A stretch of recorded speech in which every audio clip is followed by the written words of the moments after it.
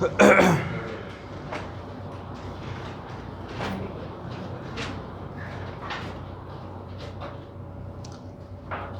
Problem में क्या था स्टूडेंट? वेक्टर कौन सा क्वाड्रेंट में था? ए था या बी था? और ए एंगल कितना था? And what the magnitude of A? इसका एक्स कंपोनेंट कितना आंसर आया है आप लोग का? ए लिए लिखे होंगे। और बाई कंपोनेंट कितना है? 5√3।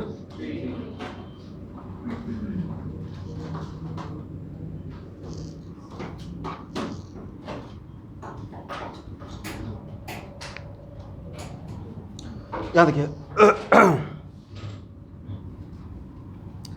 सेकंड में क्या था? कौन सा क्वाड्रेंट? वेक्टर का नाम क्या दिए थे? A2। ओके, एंगल कौन सा दिया हुआ था?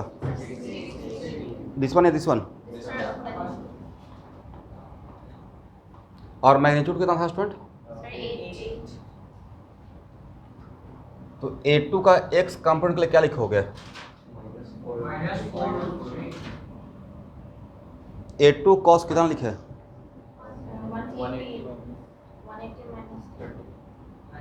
नहीं, पूरा एंगल कितना पकड़ेंगे? 150। ये लिखेंगे पहले।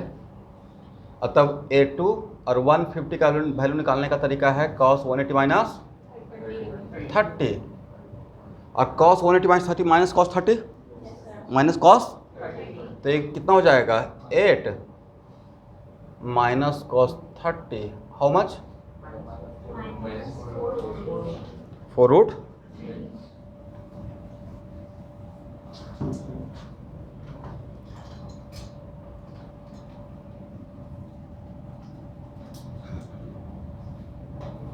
इसका नाम क्या था? A3। इसमें कौन सा एंगल दिया था आपको? 45 डिग्री। तो एंगल कितना पकड़ेंगे? 45 या 225? फार्मूला लगाने के लिए तो A3 का x कंपोनेंट, A3 का मैग्नीट्यूड कितना था?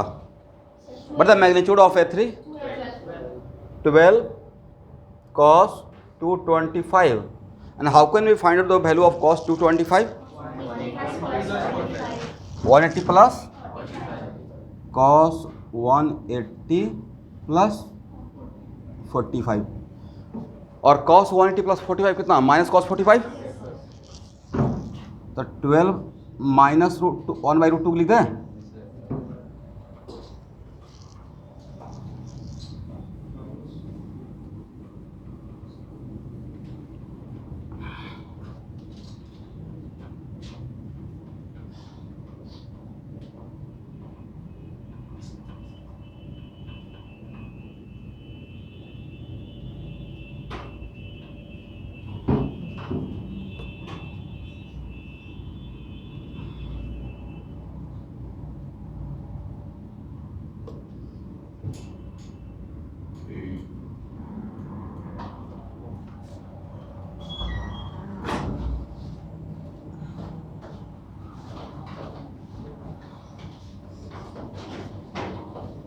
A3 का बाई कंपोनेंट कितना होगा?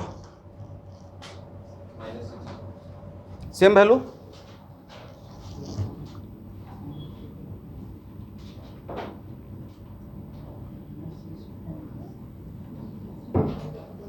क्या यहाँ तक सबका वैल्यू मैच किया है स्टूडेंट? सही है, ओके।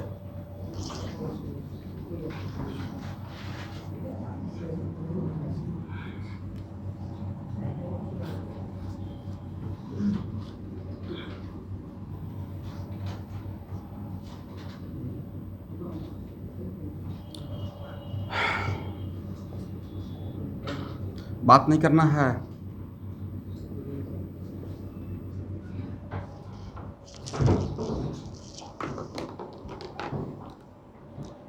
यहाँ देखो स्टूडेंट, आदित्य बनाए हो सब?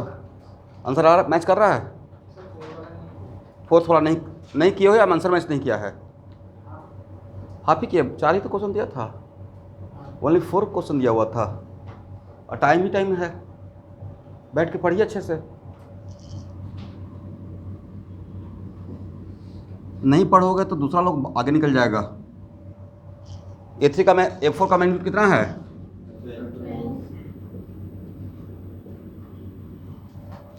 जिसके लिए मैं पर्सनल डायरी मेंटेन कर रहा हूँ, वो जो डेट दिया रहेगा ना, विदाउट फेल मुझको कांटेक्ट करना है कि सर मेरा हो गया। ऐसा नहीं कि सर, तो मैं बार बार आपको रिमाइंडर नहीं करूँगा, इतने सारे बच्चों को केयर करना है, इसलिए डायरी पे लिखता हूँ मीटिंग का टाइम और दोबारा मीटिंग का टाइम, किस दिन मिल रहे हैं और किस दिन वापस मिलना है। जैसे आपको मैं दिया हूँ कितना दिन में करना है, तो उसके बाद होने के बाद मतलब उतना टेंटेटिव टाइम में आप इसको फॉलोअप कीजिए। बाकी लोग के लिए अभी जो डे 1 से ज्वाइन किए हुए हैं उनका भी पर्सनल डायरी मेंटेन करवाऊंगा। मेरे नाम से एक डायरी बना लीजिएगा, राकेश सर प्लानर। बट अभी मैं जिनका जो लेट से ज्वाइन किए उनको पहले पैरेलल लाता हूँ बैच का, और उनको लिए अगर उनको काम का प्रेशर नहीं देंगे ना तो वो 1 महीना लगा देंगे मेकअप करने में, जबकि टाइम ही टाइम है। अगर करना चाहेंगे तो बहुत जल्दी कवर होगा, नहीं करोगे तो बैठ के क्लास बोर होते रहोगे भाई। ये कोई टॉम क्रूज का मूवी नहीं है मिशन इम्पॉसिबल कि एक बार चालू कर दिए तो देखते रहेंगे, मतलब उस पर मन लगाना पड़ेगा आपको। कितना है magnitude? What is magnitude of A4? 12। कौन सा एंगल दिए थे? ये एंगल दिया हुआ होगा। ये एंगल कितना? 300 आया होगा। तो A4 का x कंपोनेंट, आप यकीन नहीं करोगे, क्लास 12 का पहला चैप्टर पढ़ा रहा हूँ, उसमें जो 11th में यहाँ पर 12th में ज्वाइन किए हैं उनको इस कॉन्सेप्ट की वजह से समझ में नहीं आ रहा फिजिक्स। वो how to break the component. मैं इलेक्ट्रिक फील्ड पढ़ा रहा हूँ, इलेक्ट्रिक फील्ड एक वेक्टर क्वांटिटी है, उसका भी एक्स कंपोनेंट चाहिए और वाई कंपोनेंट चाहिए, और उनको वेक्टर का ही नॉलेज नहीं है कैसे कंपोनेंट ब्रेक करते हैं, तो प्रॉब्लम होते रहेगा। अब उसमें वापस जाके वेक्टर द्वारा पढ़ाना पॉसिबल ही नहीं है, इसलिए जो भी हम लोग काम कर रहे हैं वो एक चैप्टर फिजिक्स के हर चैप्टर में काम में आएगा। ये फिजिक्स का हर चैप्टर में काम में आने वाला है। इस सोचो, ऐसा समझो कि ट्रांसलेट करने से पहले कुछ रूल होता है ना, कहाँ पे इज लगाना है, कहाँ पे आर लगाना है, कहाँ पे दी लगाना है, कहाँ पे शुड, कहाँ पे कुड, राइट। वो ऐसा ही कुछ है, इसका नाम ही है language of physics, tool of physics, right. तो 12 कॉस कितना लिखे हैं? How can we find out the value of cos 300?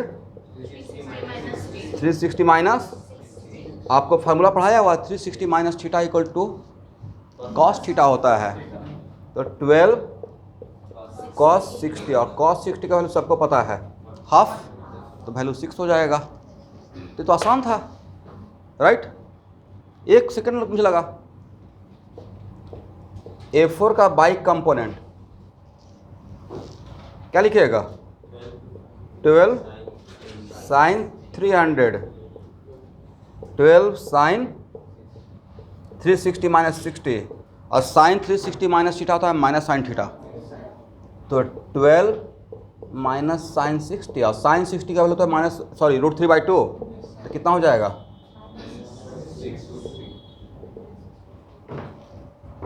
इतना ही तो दिया था, और भी कुछ दिया हुआ था।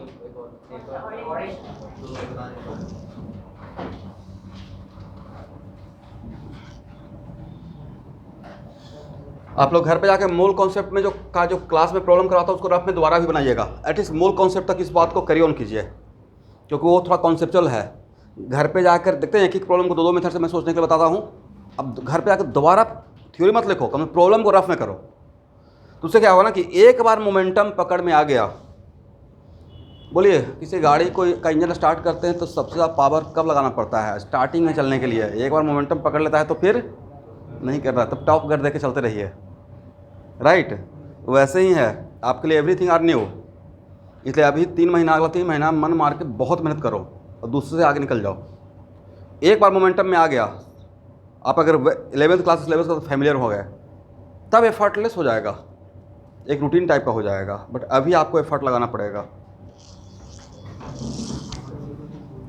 अब बिल्कुल भी उस टाइप का कंपनी से बचो जो बोला नहीं चलो 11th में क्या होगा देख लेते हैं, फर्स्ट ईयर मस्ती का ईयर, सेकेंड ईयर पढ़ाई का ईयर, तो फर्स्ट ईयर मस्ती का ईयर रहेगा तो उनका सारा ईयर ही मस्ती होते रहेगा। अब बाद में एग्ज़ाम के टाइम पे उनको समझ में आएगा।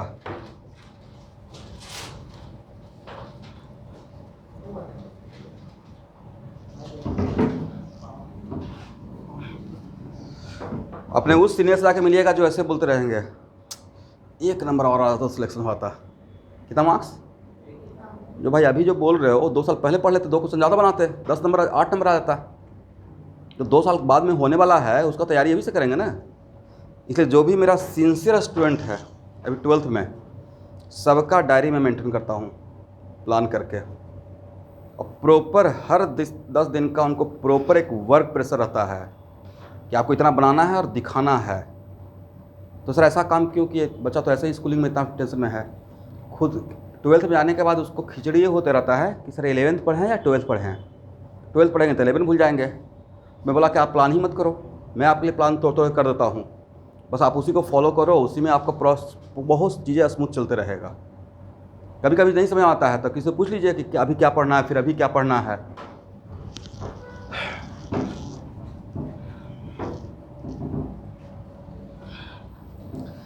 चलिए 5th में क्या दिए थे स्टूडेंट?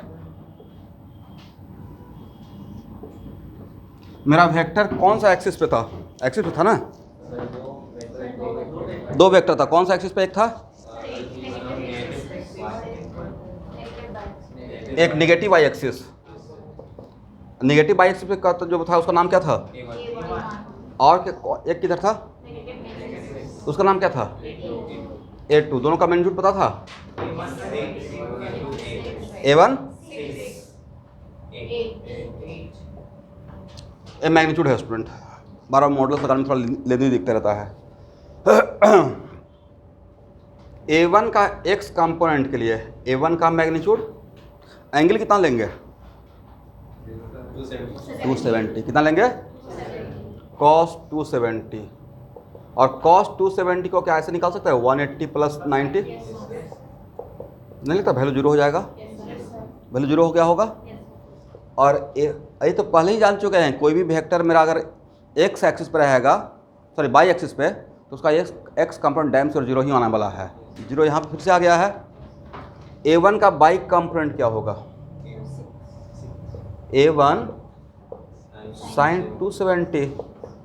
A1 बार बार ऐसे फार्मूला को तोड़ के लिखा कीजिए, एक बार में याद नहीं होगा फार्मूला। बोलिए साइन 180 प्लस 90 क्या होता है? साइन 180 प्लस थीटा होता है माइनस साइन थीटा। तो माइनस साइन 90 और साइन 90 का वैल्यू 1, तो -1 हो जाएगा। तो वैल्यू कितना मिलेगा? -6 मिल जाएगा। समझे?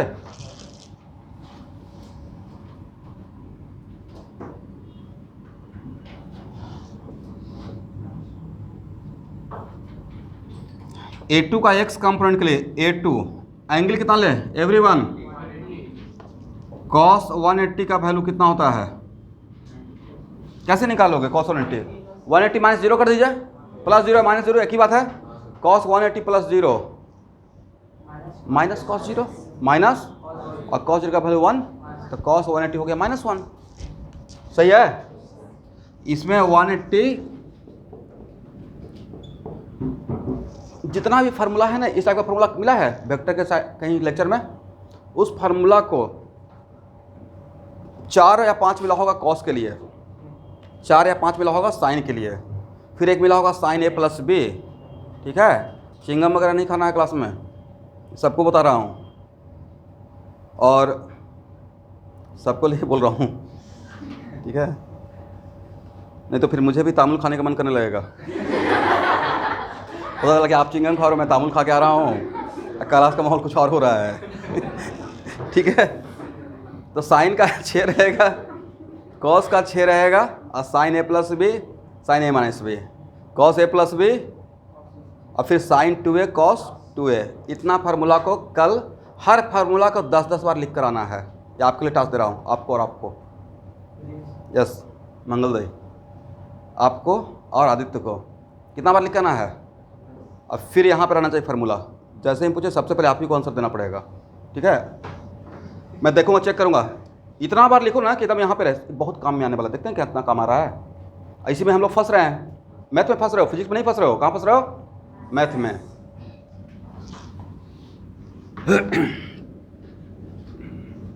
शुरू में गलती होता है भाई। I am so much. मैं 9th और 10th में एक ग्रामर का बुक आता है, सर आप लोग भी फॉलो किया होगा, रेनन मार्टिन। और उसके बाद मैं एक नेस्फील्ड का भी फॉलो किया था। वो भी फॉरेन राइटर का ही था। और फिर एक था हाउ टू करेक्ट और how to translate, R P. Singh का, राजेंद्र प्रसाद का, बहुत बढ़िया बुक था। तो बहुत क्रेज़ था इंग्लिश सीखने का और बोलने का, तो ग्रामेटिकली मैं स्ट्रॉन्ग हो गया। बोलने में आप कहाँ फंसते रहोगे, तो पहले क्या करना चाहिए, बोलते जाओ, गलत है सही। मैक्सिमम क्या होता है, सामने वाला हंसेगा, धीरे शुरू में ऐसा ही होता है, बाद में क्या बोलते बोलते सुधर जाएगा। अभी मोटा मोटी काम चलाने भर मैं बोल लेता हूँ, पढ़ाने भर जितना चाहिए उतना हो जाता है। तो आइट में यही हुआ होगा, प्रेजेंटेशन देते देते शुरू में किसी तरीके से जोड़ तोड़ के बोलते थे, नहीं आया तो हिंदी बोलना स्टार्ट कर दिए। मतलब वो कॉन्फिडेंस धीरे धीरे बढ़ेगा, अचानक से नहीं बढ़ेगा।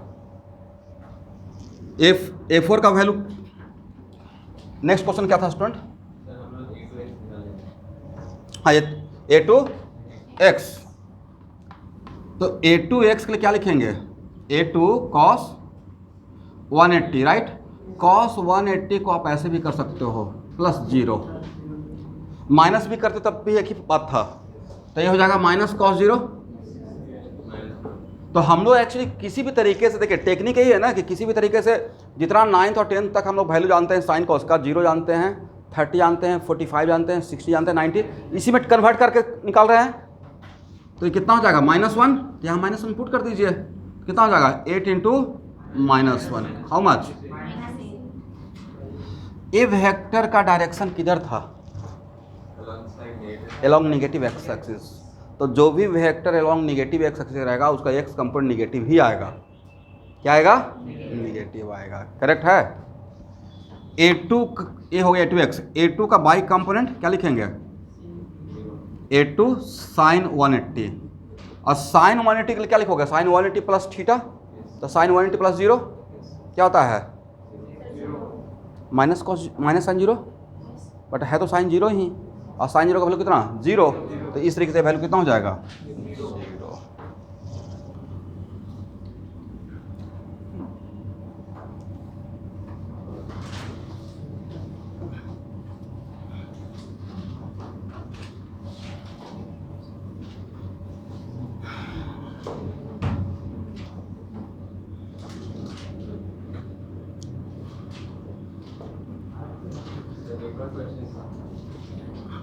क्या था उसमें स्टूडेंट,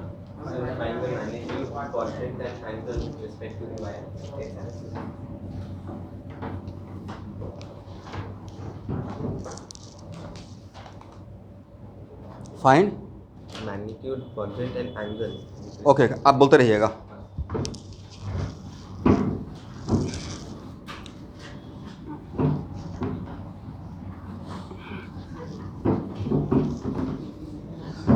एक चैप्टर है स्टूडेंट जिसका नाम है Newton's law of motion and friction, एक्सिब्रॉम में देखिएगा। और चैप्टर है एक का नाम है न्यूटन्स लॉ ऑफ मोशन, और उसके नेक्स्ट चैप्टर का नाम क्या है, फ्रिक्शन।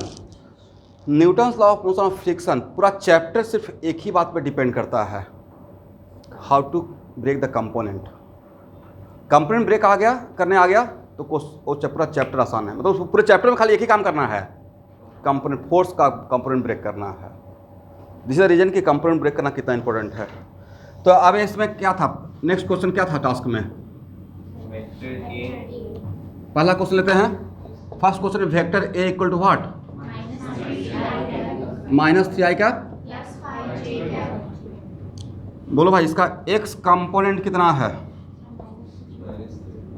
x कंपोनेंट -3 और y कंपोनेंट +5, कौन सा क्वाड्रेंट में रहेगा, सेकेंड क्वाड्रेंट में रहेगा। क्वाड्रेंट तो पता चल गया, x कंपोनेंट और y कंपोनेंट का साइन चेक करके, राइट। अब क्या चाहिए, मैग्नीट्यूड। तो अगर मेरा वेक्टर कार्टेशियन सिस्टम में दिया हुआ है, कौन सा सिस्टम, तो कार्टेशियन सिस्टम में किसी वेक्टर का, और वो भी 2 डायमेंशन में, बोलो भाई ये वेक्टर 3 डायमेंशनल है या 2 डायमेंशनल है। यहाँ देखिए सब लोग, इसमें k है, k नहीं है, मतलब इस वेक्टर का z कंपोनेंट नहीं है, सिर्फ कौन सा कंपोनेंट है, x कंपोनेंट और y कंपोनेंट। तो ये मेरा वेक्टर 2 डायमेंशन में है और xy प्लेन में है, 2 डायमेंशन में, और कौन सा प्लेन में है। ऐसे ही पूछ सकते हैं कि this vector a lies in which plane, तो मैं बोलूँगा xy plane. Reason x component y component, but z component नहीं है, ऐसा बोलना अब हम लोग सीखेंगे, करेक्ट है। चलिए इसके लिए फार्मूला पढ़ाए थे, ax² + ay²। कितना हो जाएगा? -3 का स्क्वायर प्लस 5 का square, how much?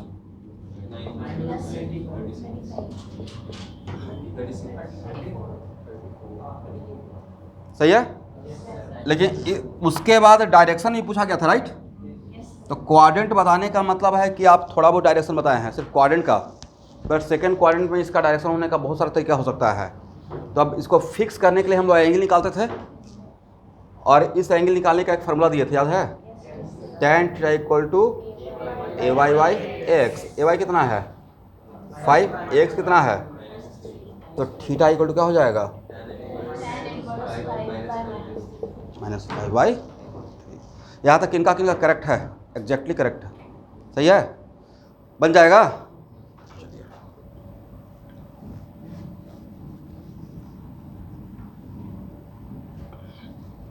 Second question में वेक्टर का नाम क्या था? B इक्वल टू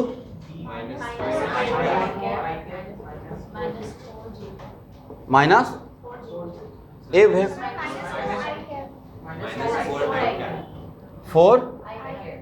कौन सा क्वाड्रेंट में वेक्टर है? थर्ड क्वाड्रेंट में है। ओके,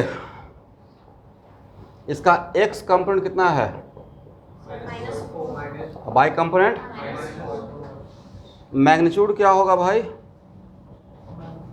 b इक्वल टू, बोलना है, बार बार बोलिए formula, bx² plus by²। bx कितना है? -4 का स्क्वायर -4 का स्क्वायर, हाउ मच? 4√2। 16 प्लस 16 32, तो √32 का वैल्यू कितना रहेगा? 4√2। करेक्ट है? यहाँ तक सही है? बनाए? क्यों एब्सेंट थे?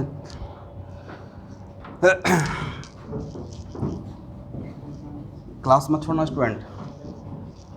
क्या नाम है आपका? कौन सा स्कूल है? नारंगी। ओके, आपके स्कूल का बहुत बढ़िया रेपुटेशन है, तो ऐसा ही काम भी करना है।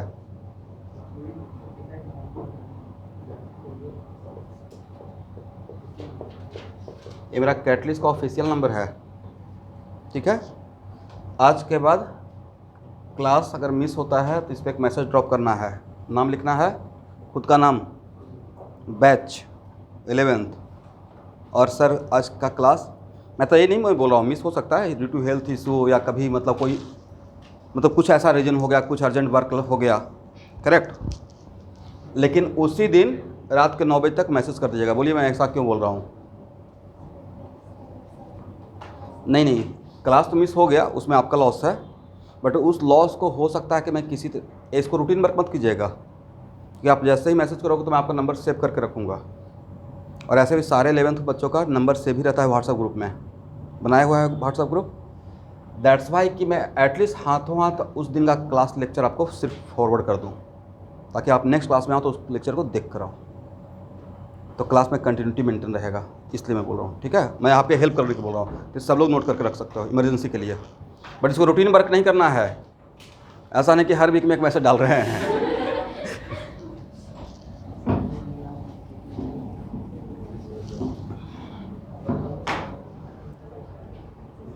मैं भी आप लोग जैसा 2 साल ट्यूशन किया होगा, यहाँ तक हो भाई, अभी तक यहाँ तक कि बस एक क्लास मिस हुआ था फिजिक्स का, फिजिक्स और केमिस्ट्री में सिर्फ ओनली 1 क्लास। और यहाँ पर जितना भी IIT का आप रिजल्ट देखे हो, सीढ़ी पर चढ़ते हुए, कभी सीढ़ी से लिफ्ट से नहीं जाकर सीढ़ी से भी जाइएगा, और उसमें रिजल्ट देखते हुए जाइएगा। बहुत बड़ा, बहुत टॉप लोग का रिजल्ट है उसमें, IIT का, NIT का। जितने भी बच्चे हैं गलती से भी मेरा क्लास मिस नहीं किए हैं, ये मैं 2010 से लेकर टिल नाउ, बहुत एक्सट्रीम केस में, जिसमें आप KFC का ऑफिस देख रहे हो ना, KFC, उसी में मेरा कैटलिस्ट स्टार्ट हुआ था उस फ्लोर पे। और जिस टाइम स्टार्ट किए थे तो उस टाइम पे थोड़ा सा यंग थे, 2010 की मैं बात कर रहा हूँ, जस्ट नया नया IIT से निकला था, ज़्यादा जोश था। 11 बजे रात तक क्लास लेते रहते थे, सुबह 8 से रात के 11 बजे तक। और उस क्लास का उस मेहनत का रिजल्ट था कि रैंक एकदम 194, तो 1297, तो 2000, ऐसा IIT का रिजल्ट दिए हैं। लेकिन उसमें बहुत कंटिन्यूटी चाहिए, मतलब कुछ बातें आपको फानी टाइप का लगता होगा, मैं इस टोन में बोलता हूँ, ताकि क्लास थोड़ा लाइट रहे, बट क्लास छोड़ना नहीं है। क्लास छोड़ोगे तो इसे समझ में ही नहीं आएगा। चलिए,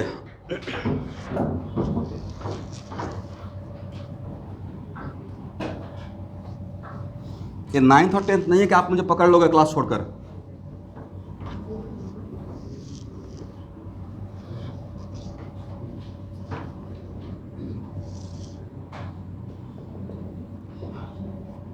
थर्ड क्वेश्चन में वेक्टर का नाम क्या था और इसका वैल्यू क्या था?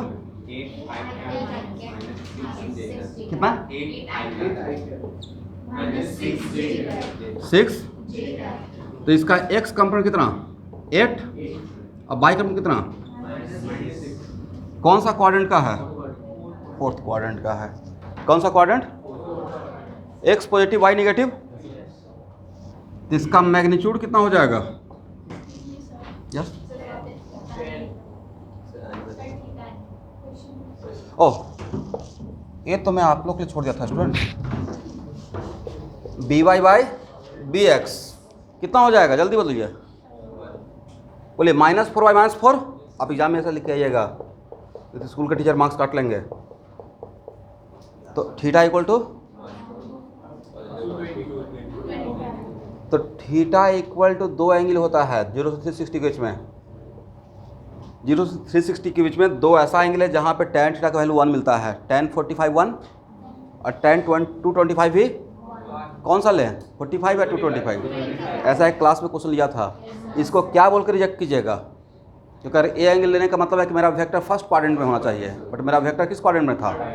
That's why 225। समझे? करेक्ट है? चलिए, इसका वैल्यू क्या होगा?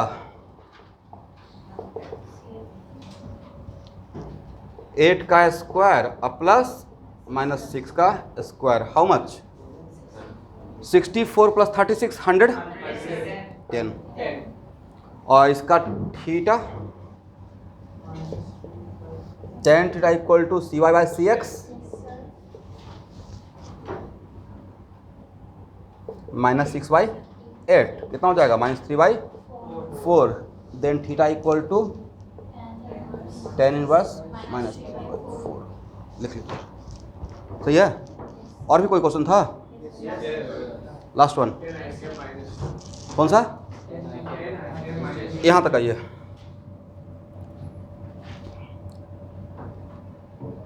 यहाँ तक करेक्ट है आप लोग का? ओके।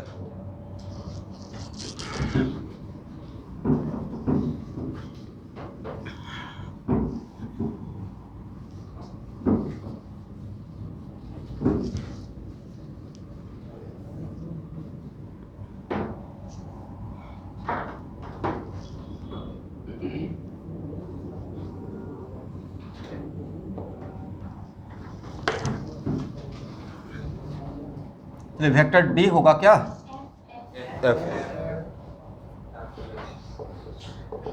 एफ यहाँ पे देने का मतलब था स्टूडेंट कि आपको थोड़ा फैमिलियर करा दें कि फोर्स वेक्टर भी हो सकता है। कौन सा वेक्टर? तो फोर्स वेक्टर इसका वैल्यू कितना था? 10 आई कैप, 10 आई कैप, 3 कौन सा क्वाड्रेंट है? एक तो फोर्थ क्वाड्रेंट हो गया। ये क्या हो गया? तो इसका मैग्नीट्यूड कितना हो जाएगा? 10 का स्क्वायर -3 का स्क्वायर कितना हो जाएगा? और tan थीटा इक्वल टू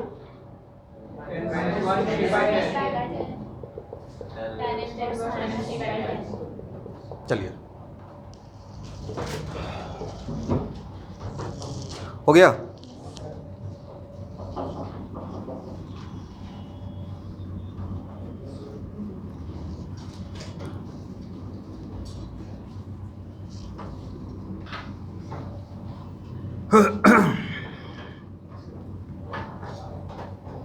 आप लोग कॉन्सेप्ट ऑफ फिजिक्स तो परचेज कर लिए हैं?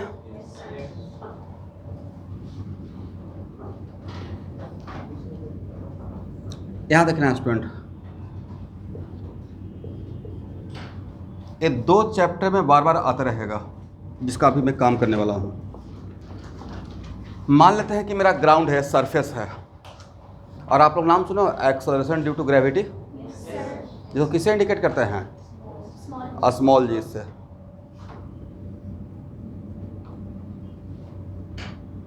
और एक्सेलरेशन ड्यू टू ग्रेविटी का डायरेक्शन किधर होता है? अर्थ की तरफ, राइट। और इसका मैग्नीट्यूड कितना होता है स्टूडेंट? 9.8 मीटर पर सेकेंड।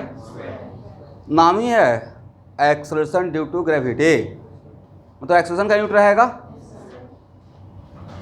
तो देखो भाई, अब यहाँ पे इसका मतलब है कि अगर ये मार्कर को रिलीज करते हैं, रिलीज करने का मतलब रेस्ट से छोड़ना, प्रोजेक्ट करने का मतलब थ्रो करना, ठीक है। तो कहीं भी रहेगा if particle starting from rest या पार्टिकल इज रिलीज, दोनों का एक ही मतलब है। तो इसको रिलीज कर रहे हैं, तो न्यूटन फर्स्ट लॉ क्या है? वो मुझे भी पता है, जड़त्व का सिद्धांत, लॉ ऑफ इनर्शिया। जो वस्तु जैसे है वैसे ही रहना पसंद करता है अनटिल अनलेस। तो इसको मैं रिलीज कर रहा हूँ, रेस्ट छोड़े हैं, तो रेस्ट में रहना पसंद करता अकॉर्डिंग टू इनर्शिया, राइट। जैसे अभी आप लोग 10th क्लास के इनर्शिया में फंसे हुए हो, we are shifted to a class 11th। आप लोग माइंड मत करना स्टूडेंट, ऐसे ही क्लास को लाइट बनाने के लिए बोलते हैं। मेरा सुबह से शाम तक बच्चों के बीच में ही है ना, तो मैं भी थोड़ा बहुत अपना मूड लाइट कर लेता हूँ। तो इसको छोड़ रहे हैं, रिलीज कर रहे हैं, ये किधर जाएगा? खुद से। क्यों सर? ग्रेविटी, अर्थ ने इस पर फोर्स लगाया, अब फोर्स का डायरेक्शन नीचे की तरफ था, ये रेस्ट में था, अब जिधर फोर्स आएगा उधर ही जाएगा according to first law, right. तो ये नहीं लगता है कि ये जो पार्टिकल को रिलीज किए हैं तो इसका एक्सेलरेशन g के बराबर है। और यहाँ देखो भाई, वैसा कोई भी पार्टिकल, वैसा, अच्छा एक टर्म मैं बार बार बोलते रहूँगा आगे चलकर, motion under gravity, motion under gravity. आप लोग नाम सुने हैं मोशन अंडर ग्रेविटी? ये तो पक्का सुने होंगे, ऊपर जा रहा है तो माइनस जी ले लेंगे, नीचे आएगा तो प्लस जी ले लेंगे, राइट। तो मोशन अंडर ग्रेविटी कहीं पे लिखवाऊंगा प्रॉपर एक सेंटेंस, बट अभी के लिए सिर्फ सुन लेना है। वैसा कोई भी पार्टिकल का मोशन जिसमें उस पार्टिकल मोशन में है, ध्यान सुनो भाई, लेकिन फोर्स के नाम पर सिर्फ ग्रेविटेशनल फोर्स लग रहा हो। क्या लग रहा हो? सिर्फ अर्थ फोर्स लगा रहा है और कोई फोर्स, तो फोर्स के नाम पर सिर्फ अर्थ लगा रहा है, तभी उसको बोलेंगे मोशन अंडर ग्रेविटी। ऐसा नहीं है कि ऊपर से आ रहा है और नीचे आ रहा है। कभी कभी होता है ना कि बड़ा सा सामान को मैं ऊपर से छत से नीचे डाल रख रहा हूँ, स्ट्रिंग से पकड़े हुए भी हैं, रस्सी से भी फोर्स लगा रहे हैं, और नीचे mg भी लग रहा होगा, वेट भी लग रहा होगा उसका, तो उसको मोशन अंडर ग्रेविटी नहीं बोलेंगे। सिर्फ फोर्स के नाम पे क्या लगना चाहिए? तो वैसा कोई भी पार्टिकल का मोशन जो मोशन अंडर ग्रेविटी होता है, उसका एक्शन g के बराबर होता है। किसके बराबर? बस अभी आपको इतना ही याद रखना है कि मोशन अंडर ग्रेविटी में सिर्फ एक्शन क्या रहेगा? यस। और ये मैंने एक एजम्पशन ले लिया कि मैंने इधर मान लिया अर्थ सरफेस को हॉरिजॉन्टल एक्स प्लेन मान लिया, और इसको एक्स एक्सिस को वाई एक्सिस, करेक्ट है। और तब मुझे चाहिए इस एक्सेलरेशन का एक्स कंपोनेंट, मतलब एक्सेलरेशन ड्यू टू ग्रेविटी का एक्स कंपोनेंट और वाई कंपोनेंट, कुछ पर्पस के लिए। कौन सा कंपोनेंट? एक्स कंपोनेंट और वाई कंपोनेंट। कैसे निकालेंगे?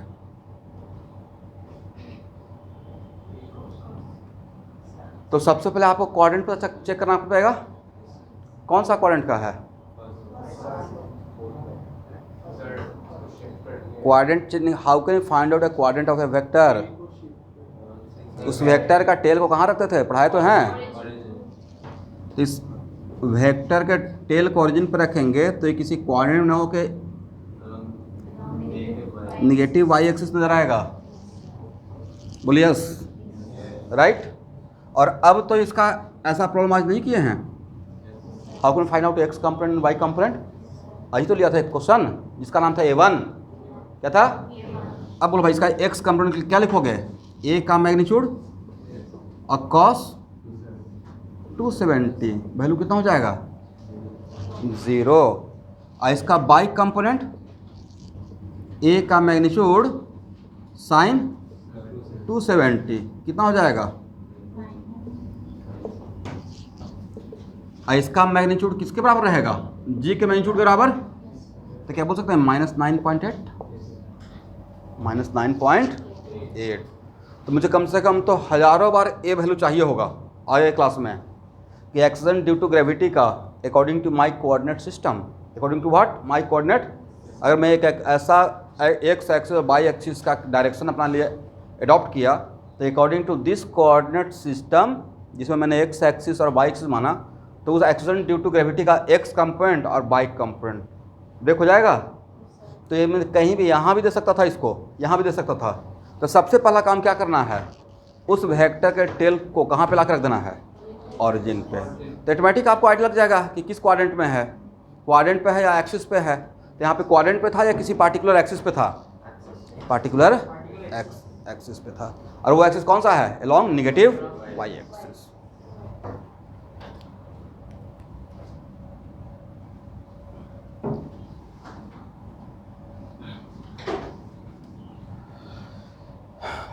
यहाँ देखिए, इसी क्वेश्चन को सॉल्व करने का सेकंड मेथड। यहाँ देखो भाई, बोलिए मेरे साथ, किसी भी वेक्टर को का कंप्लीट इन्फॉर्मेशन के लिए, किसी वेक्टर को लिखने के लिए क्या क्या चाहिए? मैग्नीट्यूड और डायरेक्शन। मैग्नीट्यूड तो मतलब वेक्टर ए को लिखना था तो वेक्टर ए का मैग्नीट्यूड तो लिख दिया। डायरेक्शन किधर था? डायरेक्शन किधर इसका? बोले सही तो बोले, डाउनवर्ड। वर्टिकली बोलिए, वर्टिकली डाउनवर्ड। वर्टिकली, ओ वर्टिकली डाउनवर्ड कौन सा डायरेक्शन है? Negative Y axis. Negative Y axis का डायरेक्शन, इसका डायरेक्शन नहीं होता, पैरेलल है। तो अगर आसपास कोई वर्टिकली डाउनवर्ड रहेगा और ऐसा कोऑर्डिनेट सिस्टम रहेगा तो इसका डायरेक्शन किधर रहेगा? Along negative Y axis. Correct है। तो निगेटिव वाई एक्सिस का डायरेक्शन का रिप्रेजेंटेटिव किसको बनाए हैं? Minus J cap, minus. तो A equal to 9.8 minus J cap. Agree? तो कितना हो जाएगा? -9.8। बोलो भाई, इसमें आई है? यहाँ जो लिखे हैं उसमें आई है क्या? तो आई का कोफिशिएंट क्या रहेगा? 0। और आई के कोफिशिएंट को क्या बोलते हो? एक्स कंपोनेंट प्लस आई कोफिशिएंट को, तो एक्स क्या रहेगा? 0। समझ में आया? आप ऐसे भी कर सकते थे इसको, सेकेंड मेथड। करेक्ट है? सही है। मतलब जो डायरेक्ट, यहाँ देखिएगा, जो डायरेक्शन बहुत आसान है जिसको हम लोग जानते हैं, एटलीस्ट 4 डायरेक्शन तो बता ही सकते हो मुझे आप लोग। 6 डायरेक्शन तो पक्का बता सकते हो। Positive X axis I cap, 6 direction का रिप्रेजेंटेटिव याद रहेगा? कौन कौन सा? पॉजिटिव एक्स एक्सिस, उसका रिप्रेजेंटेटिव कौन? I cap. Negative X axis, positive Y axis, negative Y axis, positive Z axis, negative Z axis. तो वही तो पूछ रहा था। तो इस 6 के लिए हम लोग ऐसे भी प्रॉब्लम को सॉल्व कर सकते हैं। बाकी के लिए देखना पड़ेगा, लेकिन बाकी के लिए कंप्लीट ब्रेक करके देखेंगे। बट इस 6 डायरेक्शन के लिए, फॉर एग्जांपल यहाँ तक हो गया।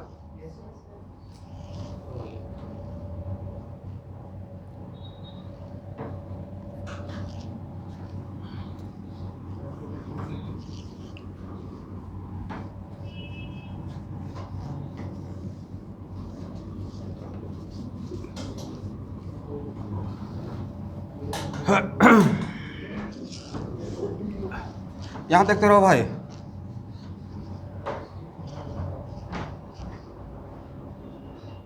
बोलिए इस फैन का मौसम कैसा है? फैन का हवा खा रहे हैं, बोलिए मौसम कैसा है?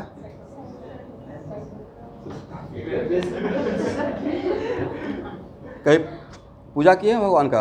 अगरबत्ती वगैरह दिखाए हैं?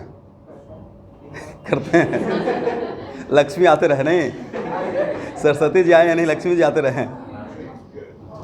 यहाँ देखो भाई, करना चाहिए बट मुझसे नहीं हो पाता है। लेकिन मैं बहुत बड़ा आस्तिक हूँ, नास्तिक नहीं, आस्तिक। यस, मतलब मैं I strongly believe in God, लेकिन हर धर्म के गॉड में कोई मेरा बटा हुआ नहीं है। मतलब मौका मिलेगा तो चर्च में भी चले जाएंगे, मौका मिलेगा तो मस्जिद के आगे भी नमन कर लेंगे, मंदिर तो है ही अपना। तो ऐसे कर रहे हैं और कोई कोई चारों तरफ भगवान की मूर्ति लगा के रखते हैं फोटो, तो ऐसे कर भी रहे हैं और घूम भी रहे हो। मतलब एक तो आपका ये रोटेशनल मोशन हो गया और आप खुद भी रोटेट कर रहे हो, तो वो स्विंग भी कर रहा है और घूम भी रहा है, तो बहुत कॉम्प्लिकेटेड रोटेशनल मोशन हो रहा है उसका।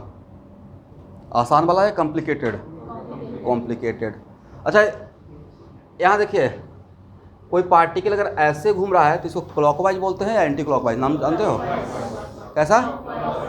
और ऐसे घूमता है तो क्या बोलते हैं? Anti clockwise.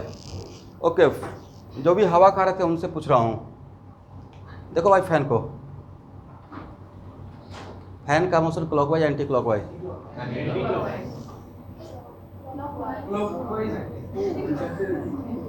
It is clockwise. Actually it is clockwise, चूंकि हम लोग नीचे से क्लॉक, एक मिनट, क्लॉकवाइज और anti clockwise it depends on observer. It depends on what? कि ऑब्जर्वर कहाँ से चीज़ों को देख रहा है। मान लेते हैं कि एक ट्रांसपेरेंट ग्लास है, कौन सा? इस क्लास में कुछ भी बात करेंगे उसके कहीं ना कहीं ले लूँगा, ठीक है?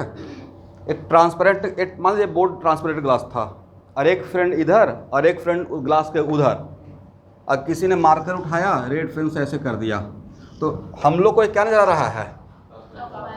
और जो इस ट्रांसपेरेंट ग्लास को उधर रहेगा उसको एंटी क्लॉकवाइज नजर आएगा। तो फैन का देखने के लिए फैन के ऊपर चढ़ के देखेंगे। और क्लॉकवाइज, क्लॉक का जो डायरेक्शन था ना उससे जो कोरिलेट किया गया है, नाम बोल रहा हूँ क्या? क्लॉकवाइज। तो घड़ी का जो सुई घूम रहा है वो क्लॉकवाइज ही तो घूम रहा है, तो उसका उल्टा रहेगा तो एंटी क्लॉकवाइज। नाम उसी के रेफरेंस में दिया गया है, क्लॉकवाइज एंड एंटी क्लॉकवाइज।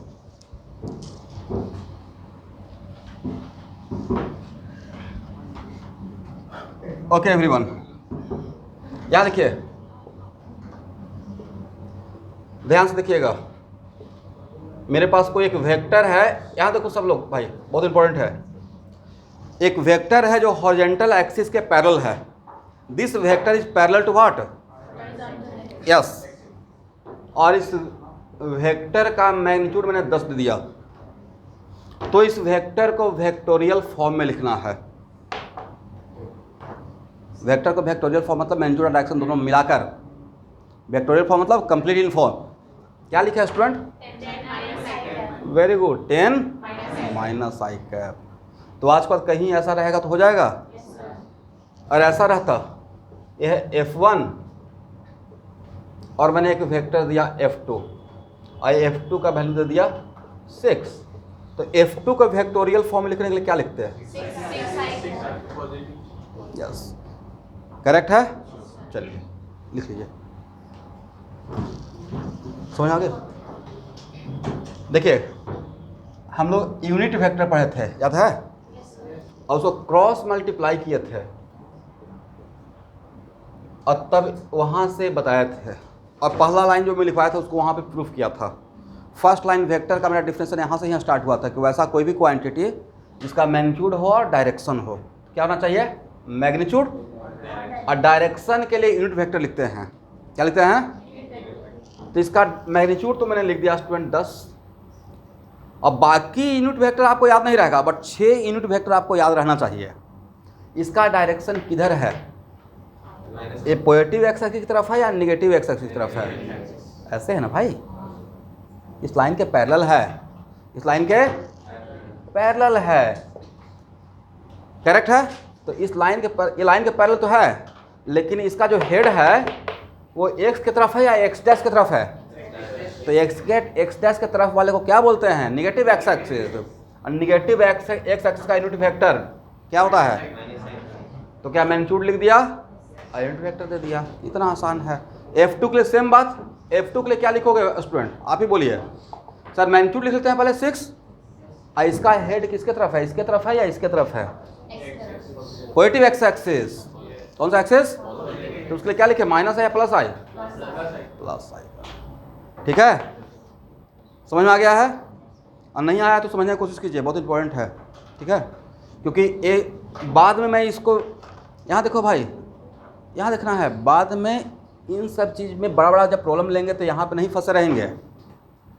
ऐसा नहीं कि आप बाद में कोई प्रॉब्लम ले रहे हैं तो देखिए स्टूडेंट नीचे है तो माइनस जे कैप, ये सब आपको अभी सिखा रहे हैं क्योंकि बाकी जगह पे, दूसरे जगह पे मेरे लिए आसान हो जाए। हो सकता है कि 10 वेक्टर हो और सब वेक्टर के लिए मैं बताते रहूँगा, ये तो पॉसिबल है नहीं। तो यहाँ पे एफर्ट लगा रहे हैं, चीज़ों को तोड़ तोड़ के सिखा रहे हैं। यहाँ तक समझ में आ गया है?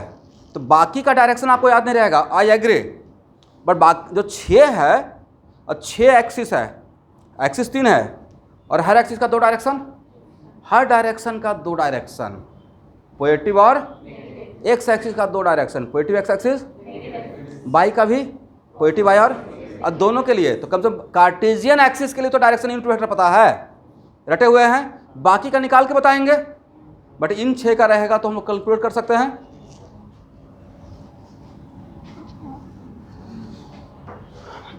सही है?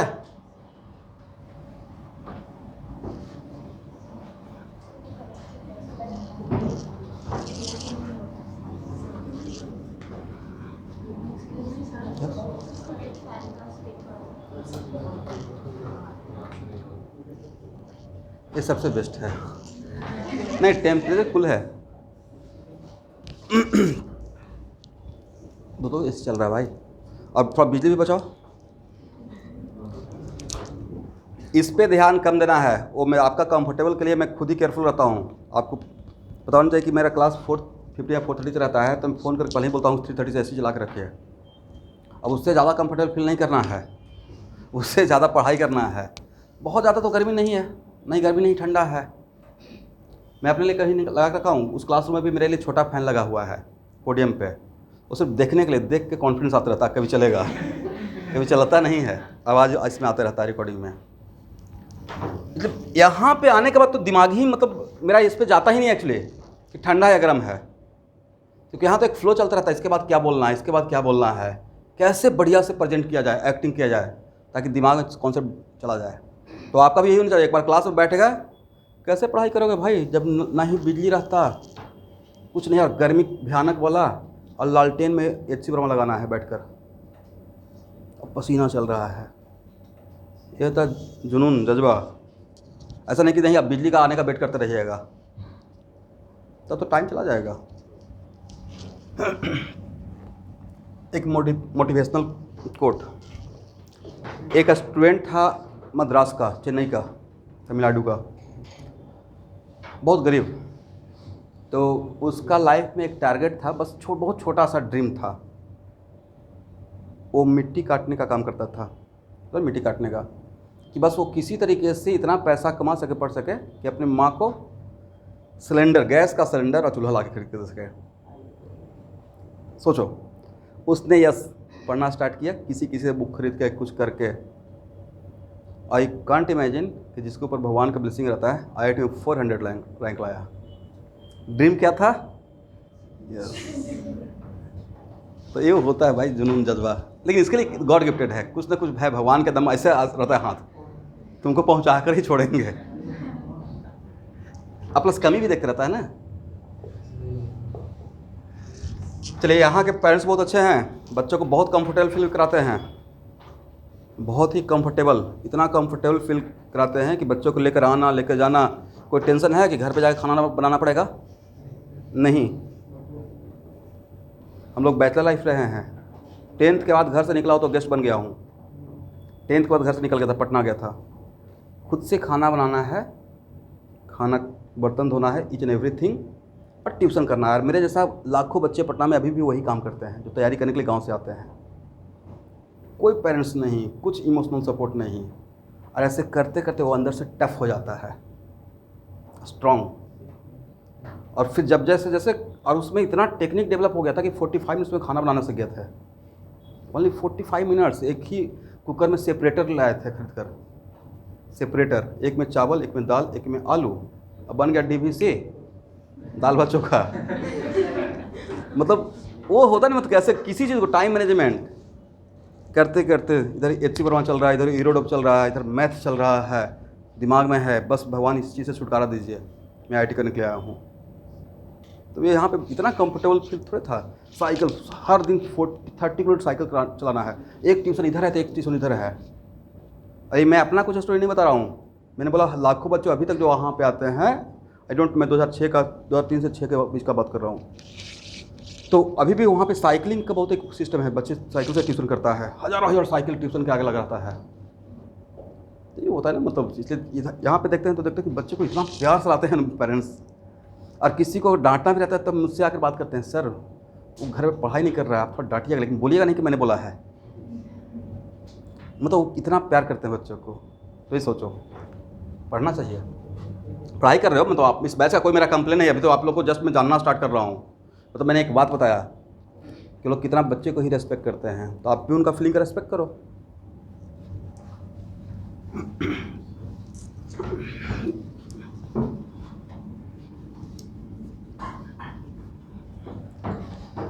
चलिए स्टूडेंट, यहाँ इसका मतलब है कि कंपोनेंट ब्रेक करना है तो आपको 2 डायमेंशन में आ जाएगा। 3 डायमेंशन में भी नहीं सिखाया हूँ, 2 डायमेंशन में आपको कंपोनेंट ब्रेक करने के लिए आ जाएगा।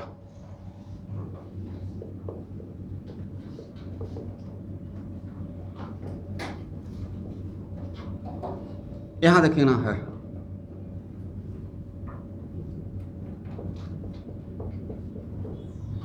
What is unit vector of this vector? Find unit vector of this vector.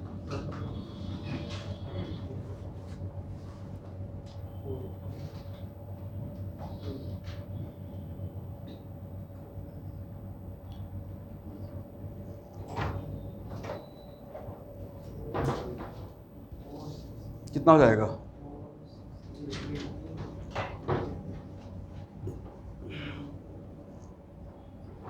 Unit vector का फॉर्मूला क्या पढ़ाया था student?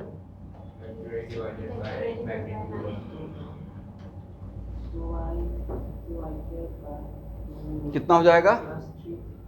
2y cap plus 4j cap, और डिवाइड बाय कितना मैग्नीट्यूड? 2 का स्क्वायर प्लस 4 का स्क्वायर, कितना है? 20 रूट ओवर 20, मतलब 2√5। अब इसको डिवाइड करके बताइएगा आंसर कितना हो जाएगा? 1/√5 I cap plus 2/j cap. Correct. यहाँ देखो भाई, तो क्या आज के बाद इस टाइप का वेक्टर अगर दिया रहेगा, एग्जाम में आ गया, या मुझे रिक्वायरमेंट हुआ फाइंड यूनिट वेक्टर, तो क्या यूनिट वेक्टर निकल जाएगा? बोलो यस, हाँ या ना, हो जाएगा। बोलिए 2 वेक्टर का, करेक्ट है ना, 2 वेक्टर का इक्वल होने का कंडीशन क्या है? पहला तो सेम टाइप होना चाहिए, और उसके बाद सेम मैग्नीट्यूड और सेम।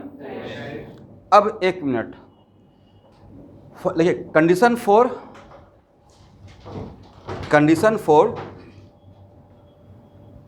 2 वेक्टर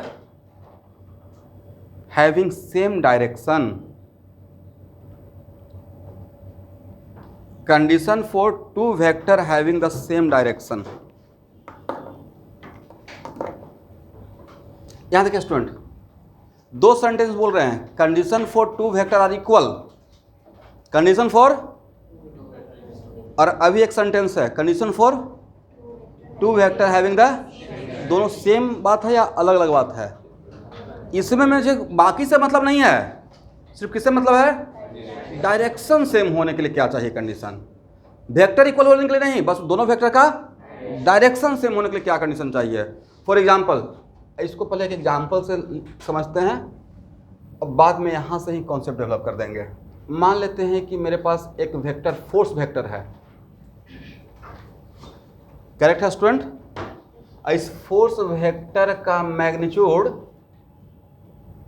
8i कैप है, सॉरी 8 है, और एक वेलोसिटी वेक्टर भी है। इस वेलोसिटी वेक्टर का मैग्नीट्यूड 10 है, करेक्ट? तो इस फोर्स वेक्टर का वेक्टोरियल फॉर्म में क्या लिखेंगे सर? उसका मैग्नीट्यूड पर लिखेंगे, और डायरेक्शन के लिए आई कैप, करेक्ट? और वेलोसिटी वेक्टर के लिए क्या लिखिएगा? 10, और डायरेक्शन के लिए, और तब बोलेंगे कि इसका यूनिट वेक्टर क्या है, इसका डायरेक्शन क्या है sir? Along positive X axis. और इसका डायरेक्शन क्या है? तो दोनों का डायरेक्शन सेम है, तो दोनों का यूनिट वेक्टर भी सेम रहा होगा, क्योंकि किसी भी वेक्टर का यूनिट वेक्टर क्या रहता है? उसका डायरेक्शन का रिप्रेजेंटेटिव, उसके डायरेक्शन का।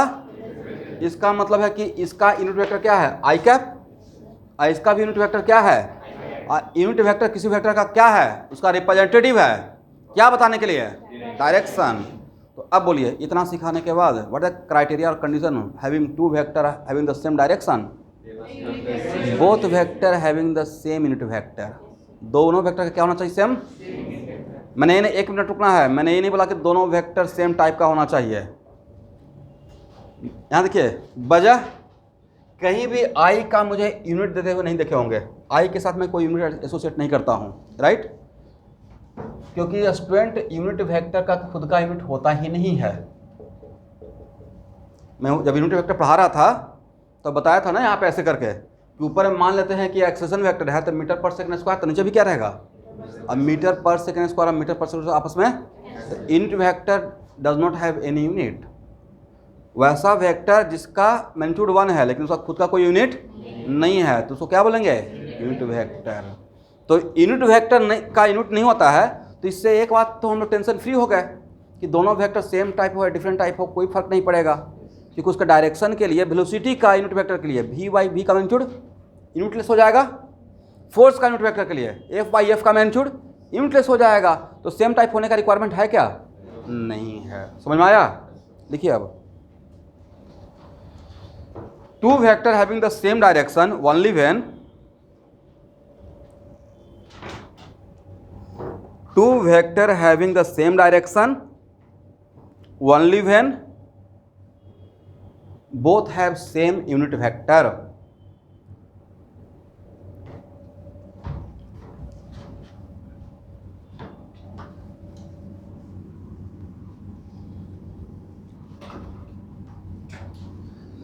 अब यहाँ देखना है स्टूडेंट, तो बहुत बार इस टाइप का क्वेश्चन मेरे असाइनमेंट में मिलेगा या कहीं मिलेगा, prove that both vector having the same direction.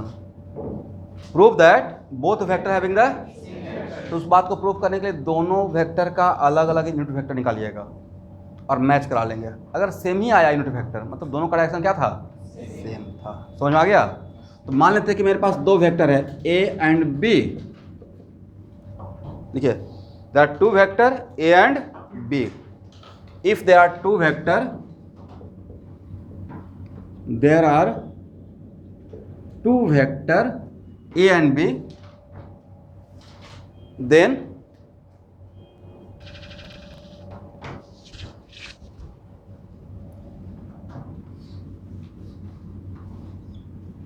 if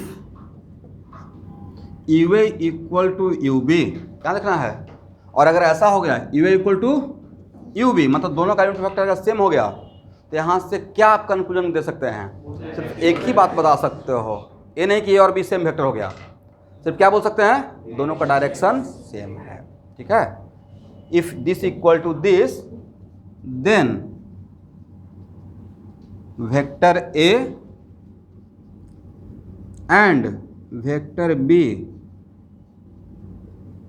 both have same direction।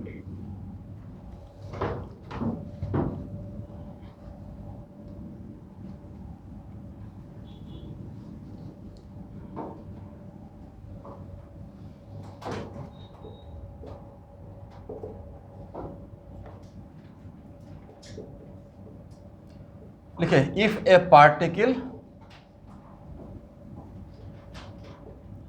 moving with a speed 20 meter per second, if a particle moving with a speed 20 meter per second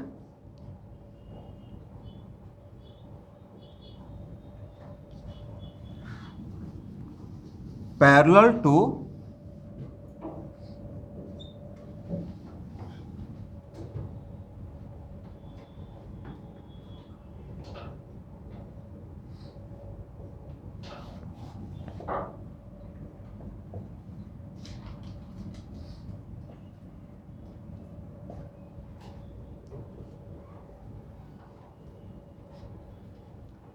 then write down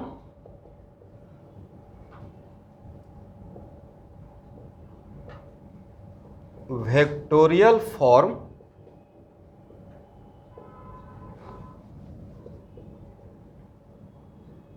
of velocity vector।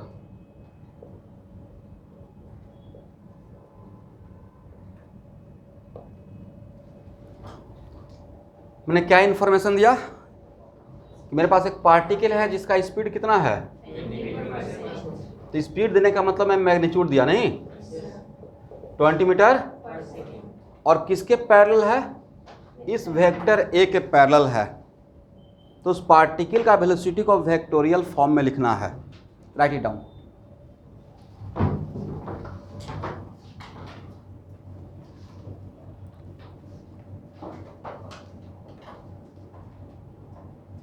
लिखो student, हो गया? Problem solve करना है। Right it down आपके लिए था।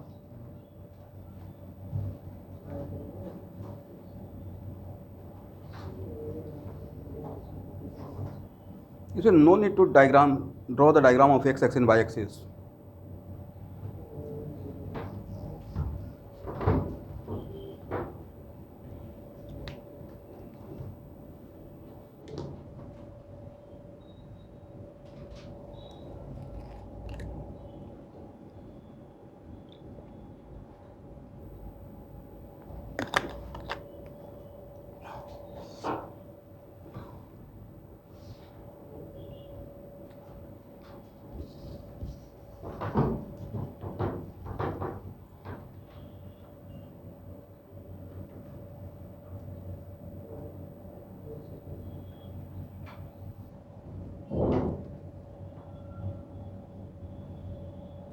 आप लोग थोड़ा सॉल्व करेंगे या मैं हिंट दूं? थोड़ा दिमाग दौड़ाइए, दिमाग दौड़ाइए।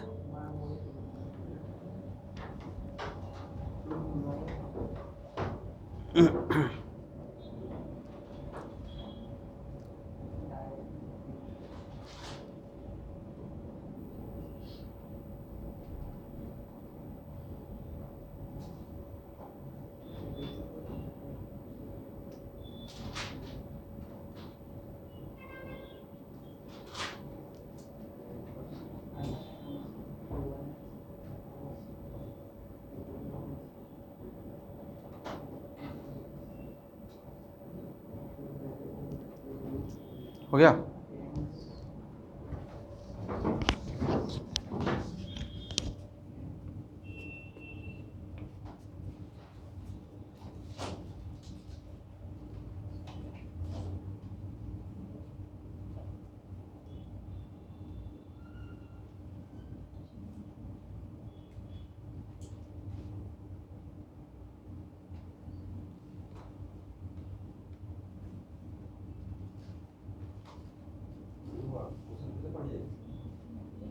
आपको क्वेश्चन में मैं क्या निकालने के बोला हूँ, क्या लिखने के बोला हूँ?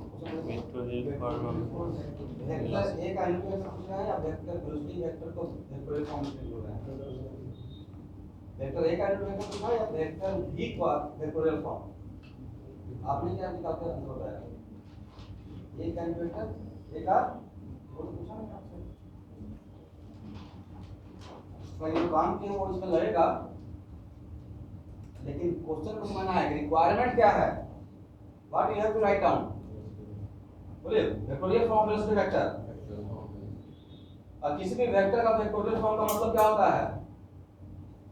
किसी भी वेक्टर का वेक्टोरियल फॉर्म का मतलब होता है उसका कंप्लीट इंफॉर्मेशन। और किसी भी वेक्टर का कंप्लीट इंफॉर्मेशन का मतलब क्या होता है? मैग्नीट्यूड योर डायरेक्शन में, मैग्नीट्यूड योर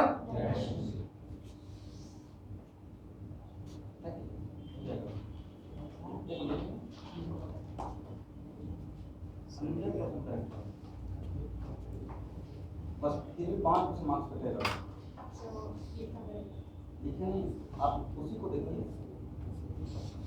एक जगह पर ठीक लिखना था वहां पे,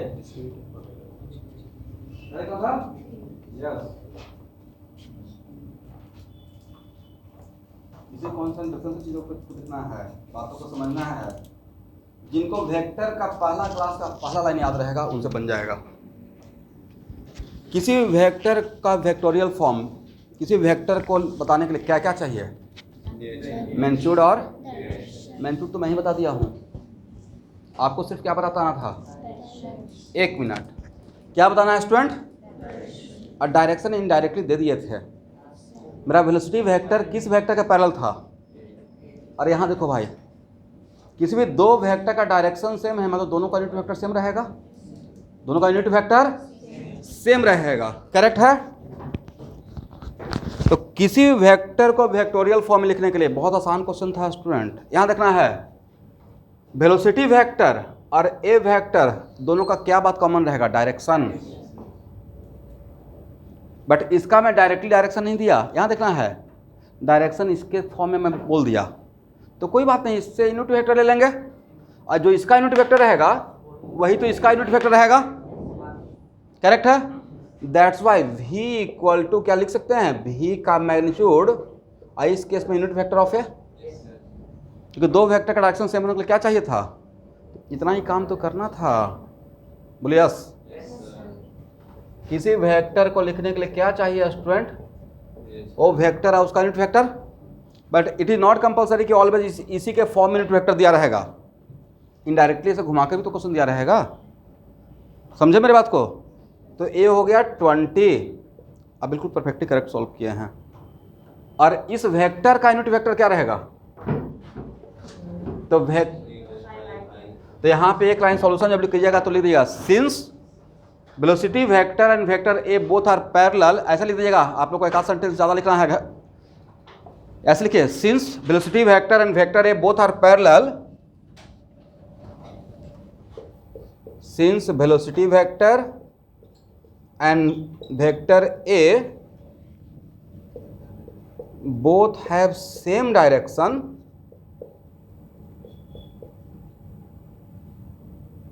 then UV must be equal to UA। क्योंकि आपका ये नोट्स बन रहा है लॉन्ग वे के लिए, मतलब इसको बाद में रिवीजन करेंगे तो ऐसे देखेंगे, राइट। तो AV इक्वल टू, अब यहाँ पे UA निकाल लेंगे। अब तो UA के लिए क्या रहेगा? ए बाई ए का मैग्नीट्यूड 3i माइनस 4j और डिवाइड बाय कितना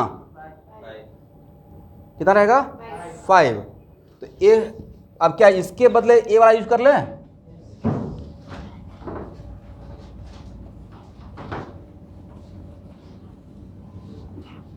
तो v इक्वल टू v का magnitude unit vector of v। Is it compulsory कि always particle along X axis along Y axis move करेगा? It is not compulsory, right. तो v का magnitude कितना? 20 और इसका यूनिट वेक्टर कितना?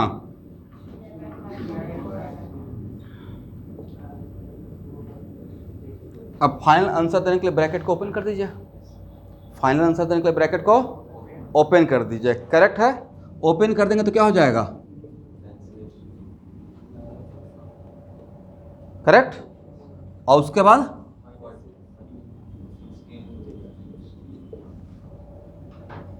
यहाँ तक हो गया।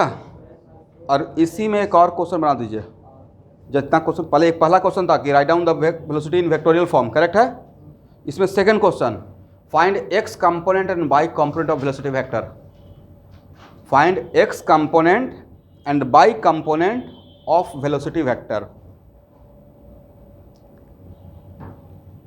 Find X component and Y component of velocity vector. अब यहाँ देखिएगा, तो यहाँ से ए करने के बाद ध्यान से देखना है, फाइनल जब वेलोसिटी का इस ब्रैकेट को यूनिट वेक्टर से मल्टीप्लाई करने के बाद ब्रैकेट को ओपन करने के बाद ए मेरा वेलोसिटी वेक्टर रहा कार्टेशियन फॉर्म में। अब इसका एक्स कंपोनेंट आने के लिए ये पूरा ब्रैकेट ओपन करने के बाद यहाँ आने के बाद बताना है एक्स कंपोनेंट कितना 12, अब वाई कंपोनेंट कितना।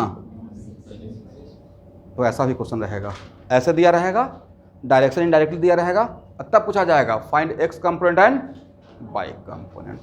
सही है।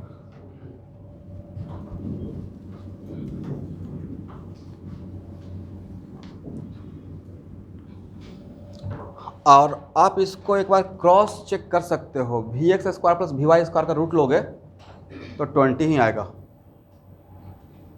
We X square plus V Y का स्क्वायर तो 12 का स्क्वायर प्लस माइनस 16 का स्क्वायर तो 144 plus 256 400 root over 420, root over 400 कितना हो जाएगा 20। करेक्ट है ना।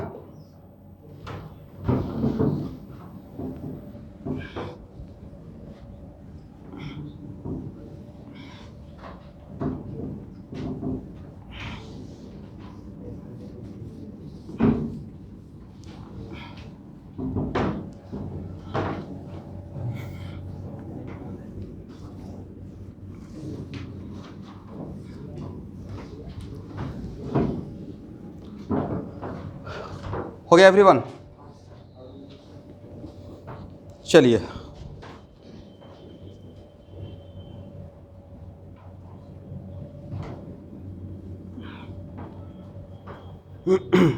तो ऐसा इस टाइप से लैंग्वेज दिया रहेगा तो वेक्टोरियल फॉर्म में लिख पाएंगे?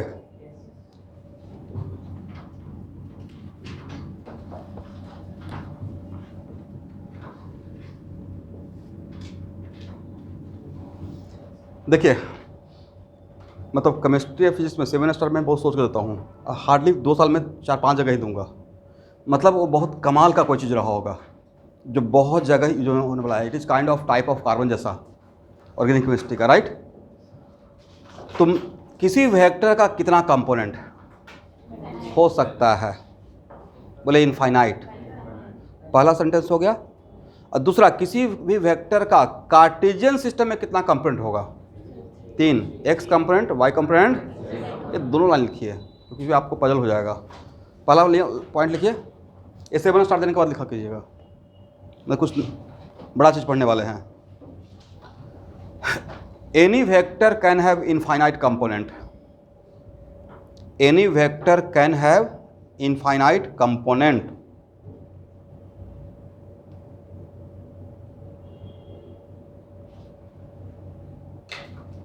ये पहला पॉइंट हो गया। तो यहाँ देखिएगा, अगर स्कूल में टीचर पूछते हैं किसी वेक्टर का कितना कंपोनेंट, तो दोनों लाइन बोलना है। पहला बोलना है सर कोई भी वेक्टर का इनफाइनाइट कंपोनेंट हो सकता है, किसी टाइप से में ब्रेक कर सकते हैं, और फिर रुकना है। बट अगर आपका कार्टेशियन सिस्टम पूछेंगे तो कार्टेशियन सिस्टम कितना कंपोनेंट रहेगा? 3। ठीक है, दोनों बात मिला के बोल देना है ताकि उनको पता चले क्रिस्टल क्लियर आपका कॉन्सेप्ट है। एक और पॉइंट लिखिए, any vector have 3 component in Cartesian system.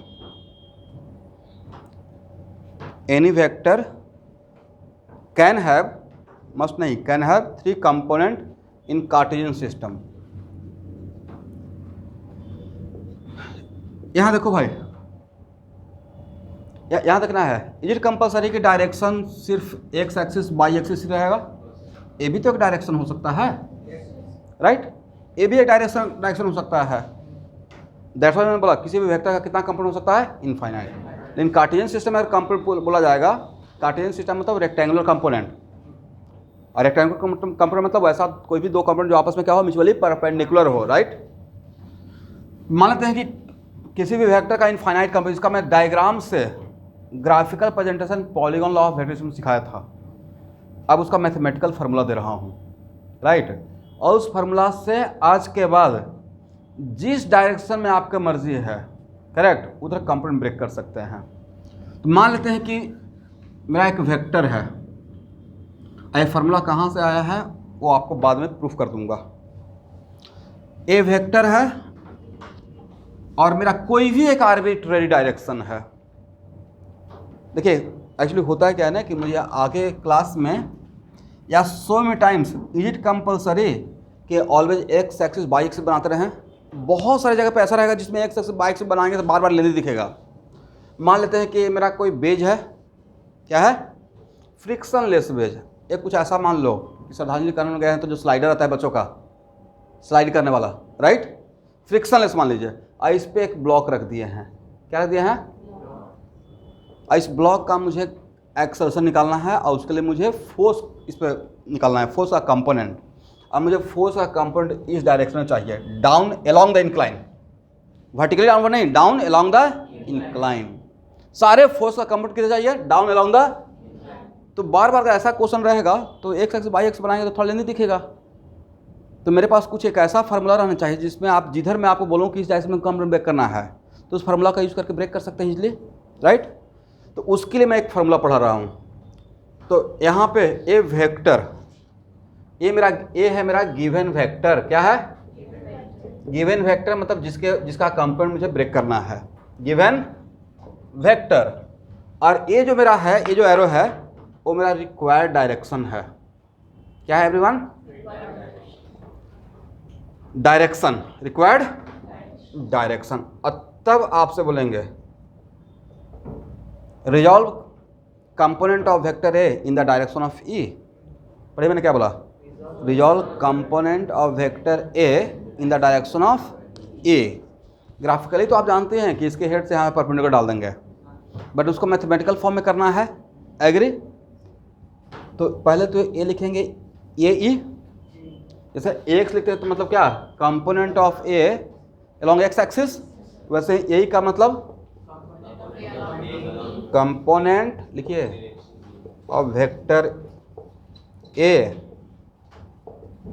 In the direction of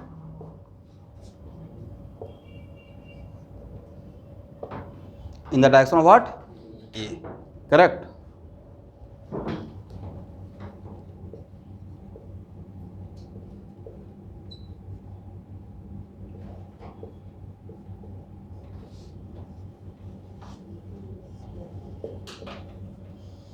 देखिए इस कॉन्सेप्ट, इस एक मैं फार्मूला दिया, इस फार्मूला से किसी वेक्टर का जिधर मर्जी उधर ब्रेक कर सकते हो।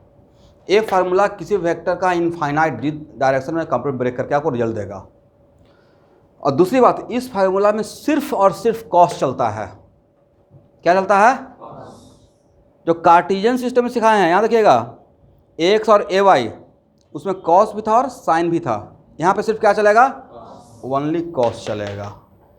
और सबसे बड़ा गेम वहाँ पे कंप्लीट ब्रेक करने में किसका था? एंगल का। उसमें एंगल लेने का तरीका क्या था? Angle taken from positive X axis moving anti clockwise up to given vector. But यहाँ पे एंगल लेने का तरीका अलग रहेगा। यहाँ पे एंगल लेने का, इसमें सिर्फ क्या रहेगा? कॉस, साइन नहीं रहेगा, सिर्फ क्या रहेगा? तो और भी आसान हो गया ना, सिर्फ कॉस के टर्म में काम करना है, राइट? और एक फार्मूला कितने डायरेक्शन में किसी इस वेक्टर का देगा कंपोनेंट? जिधर मर्जी उधर, जिधर मर्जी उधर, मतलब जिधर मेरा रिक्वायरमेंट रहेगा प्रॉब्लम सॉल्व करने के लिए। अगर मेरा रिक्वायरमेंट रहेगा वर्टिकली डाउनवर्ड, तो वर्टिकल डाउनवर्ड में भी हम लोग इससे अप्लाई कर सकते हैं। लिखिए theta is the angle between, सारा गेम थीटा का है, theta is the angle between your given vector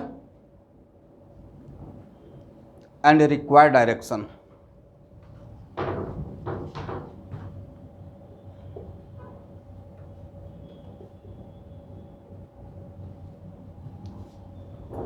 यहाँ देखिएगा मैंने क्या किया है,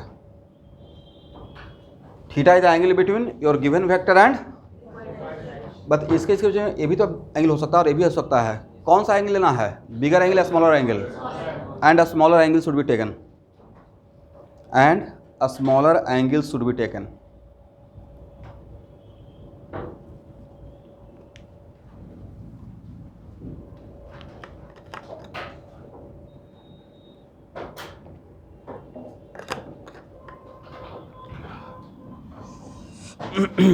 हो गया? चलिए स्टूडेंट, यहाँ देखो भाई, आप यहाँ पे एक स्क्रू लगा दीजिए, इसको फिक्स कर दीजिए और इसको थोड़ा सा रोटेट कीजिए। एंगल का रेंज कहाँ से कहाँ मिलेगा?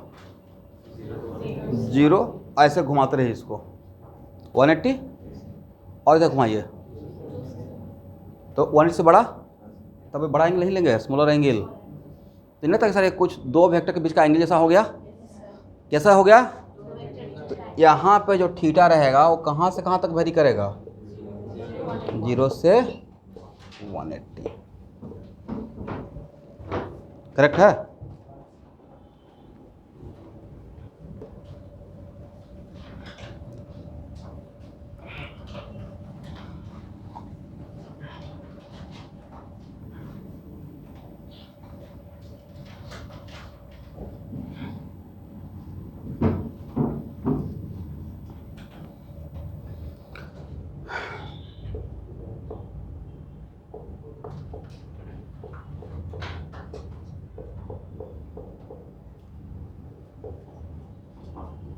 यहाँ देखिएगा इसमें कितना टर्म है? 2। बोले कितना टर्म है? 2 टर्म है। एक टर्म ए है और एक टर्म जिसको मैंने डॉटर में कर दिया। जो ए टर्म है वो कभी निगेटिव होगा? नहीं होगा, क्योंकि मैग्नीट्यूड है, मैग्नीट्यूड नेवर भी निगेटिव। बट ए जो रहेगा वो इट कैन बी पॉजिटिव। और अब बोलिए who are responsible for sign of this component? Sign of cos theta, sign of cos theta, correct है। मतलब जहाँ जहाँ पे कॉस का वैल्यू पॉजिटिव रहेगा वहाँ पे कंपोनेंट पॉजिटिव रहेगा, जहाँ जहाँ पे कॉस का वैल्यू निगेटिव रहेगा वहाँ पे कंपोनेंट, और जहाँ जहाँ पे कॉस का जीरो रहेगा जीरो होगा, करेक्ट है। पहले एक लाइन लिखा जाए, sign of A E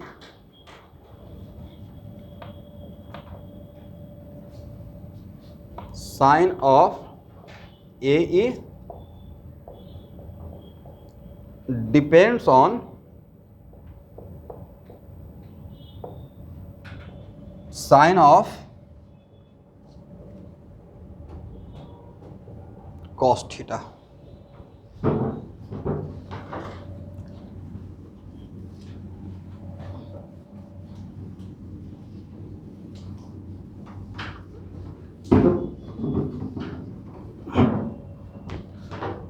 okay, और थीटा का रेंज कहाँ से कहाँ तक अभी लिखवाए हैं इस फार्मूला के लिए, इस फार्मूला के लिए 0 से 180।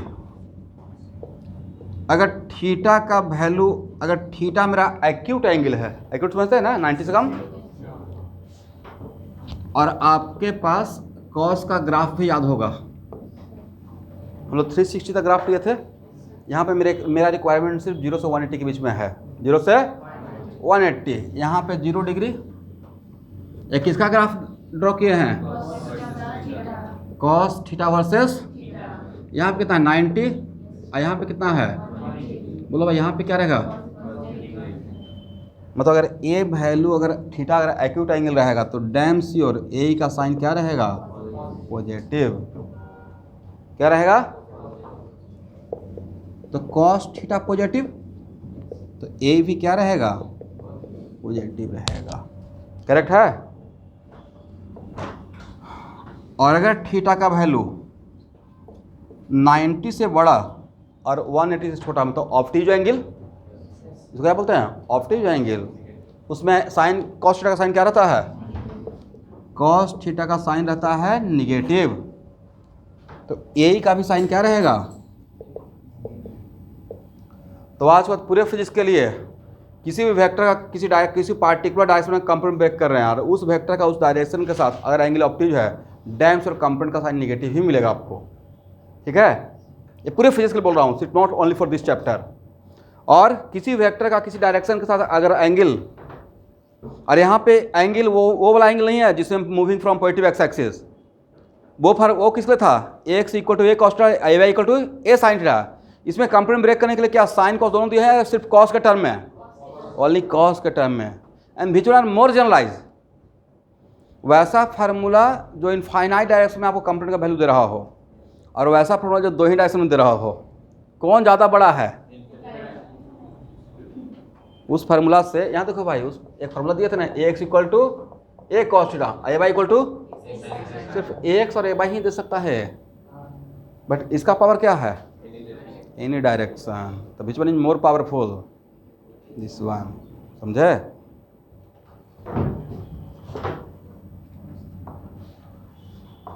और सबसे इंटरेस्टिंग बात जो आपका लाइफ को आसान बना देगा, किसी वेक्टर का किसी डायरेक्शन के साथ आज के बाद एंगल अगर 90 बन गया, किसी वेक्टर का किसी डायरेक्शन के साथ एंगल क्या बन गया, डैम से, और उस डायरेक्शन में उस वेक्टर का कंपोनेंट 0 ही आएगा। क्यों, cos 90 क्या होता है, 0, तो यहाँ पे क्या रहेगा, 0। एग्री।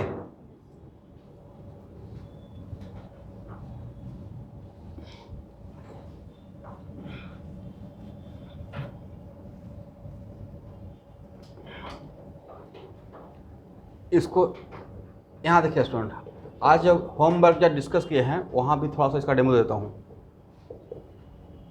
एक वेक्टर a1 था, देखे थे a1 का x एक्सिस के साथ कितना एंगल बन रहा था, x एक्सिस के साथ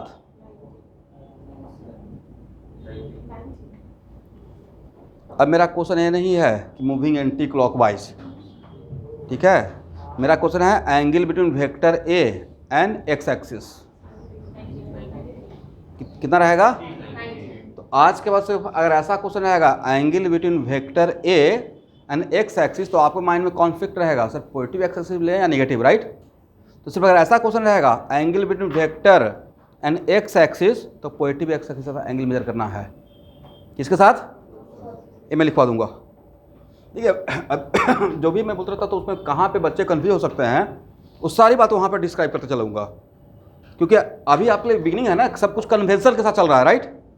तो angle between vector A1 and x axis मतलब पॉजिटिव एक्स एक्सिस, तो यहाँ पे ए वाला बात नहीं कर रहे हैं, दो डायरेक्शन के साथ का एंगल पूछ रहे हैं, एक ए और एक गिवन वेक्टर ए। अब मेरा रिक्वायर्ड डायरेक्शन एंगल कितना था, इसका A1x 0 ही आया था, A1x क्या आया था 0, जो वहाँ बोल रहे हैं हर जगह अप्लाई तो होना पड़ेगा, एग्री। और एक वेक्टर लिए थे A2, करेक्ट। अब तक पूछेंगे angle between vector A2 and Y axis, तो angle between vector A2 and Y axis, तब नेगेटिव वाई एक्सिस या positive Y axis, positive Y axis लेना है। क्या लेना है, कितना एंगल था, इसका A2/0 आया था, A2 क्या था 0। तो आज के बाद किसी भी वेक्टर और मेरा रिक्वायर्ड डायरेक्शन के बीच में एंगल कितना है 90, करेक्ट है। तो डैम श्योर उस डायरेक्शन में उसका कंपोनेंट का वैल्यू क्या रहेगा 0 रहेगा, करेक्ट है। तो इस पे नेक्स्ट क्लास पूरा क्लास इस पे चलता रहेगा, इस फार्मूला पे, ठीक है। आज के लिए इतना है। अब पिछले क्लास का वीडियो लेक्चर देख कर आए हैं आप, नहीं, नंबर नोट किए कि नहीं, नंबर नोट करके सेव कर लीजिएगा, क्योंकि अगर प्लेलिस्ट फाइल में अगर मैं भेजा, जब तक मेरा नंबर सेव नहीं रहेगा तब तक वो ओपन नहीं होगा। तो उसमें ऐसे सेव कीजिएगा, राकेश सर कैटलिस्ट। आज एक मेरे पास आरोप पहले आया, बोला कि सर आपका सर्च कर रहे थे, एक होता है ट्रू कलर, तो उसमें यही आता है राकेश सर कैटलिस्ट। बहुत सारा स्टूडेंट इसी नाम से सेव किया होगा, तो डेटा देखता है इस नाम से, मतलब ये नंबर किस नाम से ज़्यादा फेमस है।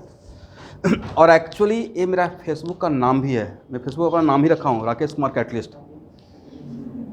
मैंने अपना सफिक्स लगा दिया है, क्या ये अभी नहीं 2010 से title yes Rakesh Kumar catalyst.